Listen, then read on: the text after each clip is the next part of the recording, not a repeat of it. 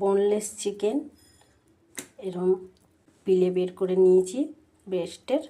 Marinate করার জন্য দেবো গোলমরিচ গুঁড়ো, দেবো লবণ, দেবো লেবুর রস। ভালো করে মেখে 2-3 ঘন্টার জন্য ফ্রিজে রেখে দেবো। স্টেক বানানোর জন্য এই চিকেনটা ম্যারিনেট করে রেখেছিলাম। এখন দিয়েছি একটু বাটার আর একটু দেবো তেল অল্প করে। কেউ শুধু বাটার দিয়ে চাইলেও বানাতে পারেন। আমি বাটার আর তেল মিশিয়ে দিচ্ছি।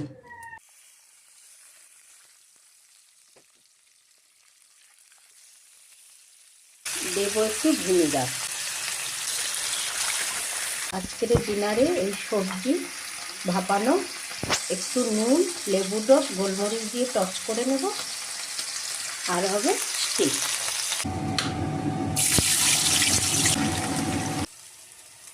দেবো একটু লবণ, দেবো গোলমরিচ গুঁড়ো আর একটু লেবুর রস।